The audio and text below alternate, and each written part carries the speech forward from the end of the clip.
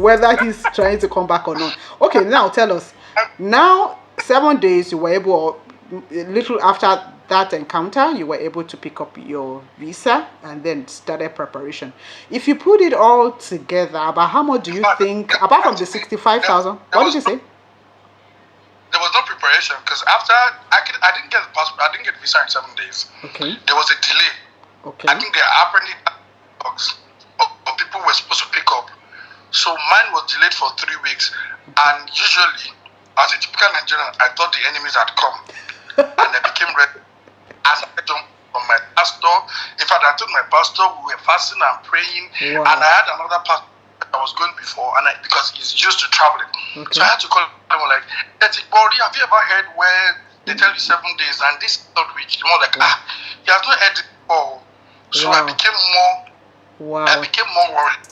Then the lady who also filled form said she filled form for 9 of us the same day she filled for me. And they gave the 9 of, and the 8 of them have gone, that I'm the only one left. Wow. So I was sure that at work, I was sure. And I was worried for I wasn't interested before, but all of a sudden I have to because now it's real, because now you've been given, at least in principle. I mean, now having to think, oh wow, really, I was given, and then all of a sudden it's looking like, are you sure something has not gone wrong? I can imagine that kind of agitation. They tell me I call the customer care. Another person says if you call the customer care, they will tag your name, like they will have your name in mind, meaning you are troubling them. I'm putting myself in their spotlight, and it might just never come. They might just deny me forever. So I stopped eating. I stopped going out. I would leave. I would close my blinds, and I'll be in the dark. Wow. 2 days, I was like that until one morning I spoke to myself. I'm like, you had a life before you went for this visa, so you will not take your life because it did not come. And thankfully, you did not tell anybody about it. So it's just going to be between myself. I never told this. I never told the solar. Wow. So that just woke up. I had my shower. I went to work. I came back. I went to my friend's place. I was just very lively, which was on a Friday. Then my papa called me on a Friday night and said, they will give it tomorrow. Wow. And I just, amen. And Saturday I was not even bothered. Then Sunday morning I was getting ready for church. I'm like, let me even check my email self. And I checked my email. They were like, come on, pick up your passport. That was since Friday, actually. Oh, your visa. Okay, yes, with your documents. Wow. Yeah, Friday, and I was seeing it. Wow. So they had sent it on a Friday. You're just seeing it on Sunday. You're just checking on a Sunday.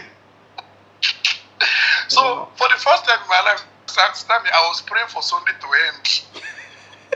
So that you can go on Monday to pick it first thing. Nothing's going to stop you.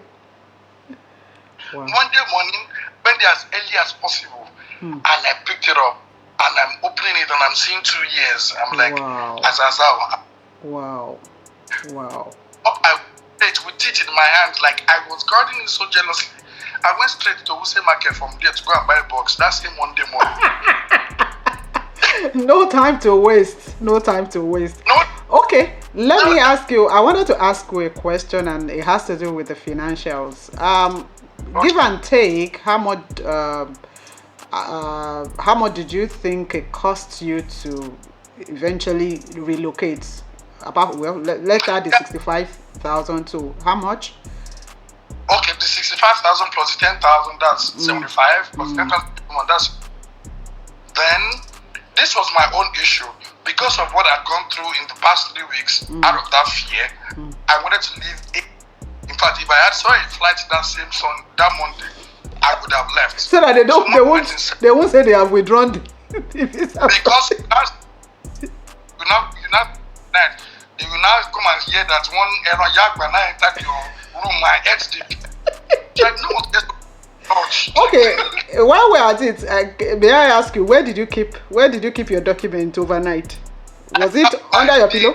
The new box I bought, I put it under and now pack the clothes on it to take, which are just them. So that nobody breaks in and say, oh my God. Okay. I put the box on my bed. So it was me and the box that slept. Okay, saying that you didn't plan for it, it worked out that way. Is it that you had the money for the tickets, for instance, before then, or you had to, scout around for it? The truth of the matter was I was saving up to buy a car actually. Okay. And like before the time I went for the interview, I saw the car I wanted, and I went to go and in the hope to purchase the car. I got there and I another car. Now I had like roughly $1,400,000 to get the car. Another car was about $1,600,000 or $7,000. Okay. So whatever took me to save $1,400,000, let me go back and save for this the 200,000 difference. So I didn't know I was saving for traveling. Wow. So because if that car that day, I probably would never have gotten any fund to live. Well, maybe you just have found a way to raise it, maybe from family and friends, maybe. But anyway, your own worked out that way. So give and take, apart from the money for the visa, the only thing you had to bother about is probably your ticket. All right. Okay. So let's go on. I believe that people are learning, and someone can just listen to this and say, "Let me go and try," and it might just work out for them. At times, it's not as difficult as people think. It's not as difficult as people think. I think it has to do with psychology at times.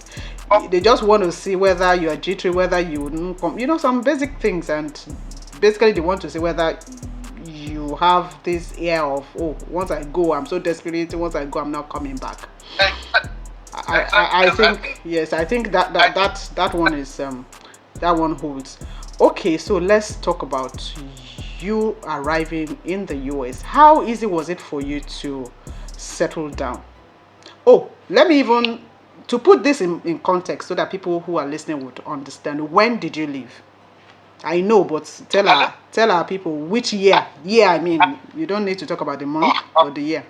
Huh? I've only spent a year, almost 2 years right now. Just a year, a little over a year. A little over a year. That means you left 2021, right? Yes, 2021, yes. 2021, okay. All right. So that will help people at least put everything in context. So, how easy was it for you to settle down? It was not in any way easy. If anybody tells you it's going to be easy, you better be joking. Because you see those families and friends that are telling you, come, I will take care of you. They'll be the first people to make your life miserable. Oh, wow. But now, mine was of two folds. Okay. My friend, I think it was supposed to be easy for me, but I made it uneasy for myself. At the end of the day, I always say God was just ahead of my own journey. So it was just God giving me all my directions. Okay. So the same friend who had picked me up at the airport, because he was the only one who knew. He had picked me up at the airport, and I was supposed to be staying with him till I find my feet. So it was that easy at the time. Okay. It was at the time. And eventually, staying with him, and life was very fun and all. Then I heard my cousin was in the same city and the same state as that I was at the same time. Okay. Because I like I told you, I didn't tell nobody. She was in the same, and even like an hour from where I was. Okay. So I told her, and she was excited. Calls me. I'm like, you need to come to my house and blah blah blah blah. She had even sent her husband to come pick me up. So I went to do like 3 days with them, and I felt very homely. And to me, like, this is my own family now compared to friends. You understand? I'm not talking about our mom and my mom are the same siblings. We practically grew up together. Me and my cousin, we grew up together. Went to the same primary school. We like grew up together like this. So the same here was like, I'm done. My family is here. So I spent 3 days or 4 days in the house, and it was the best of the 4 days. And I went back to my friends. All of a sudden, my friend didn't know how to do anything right in my eye because I just wanted to.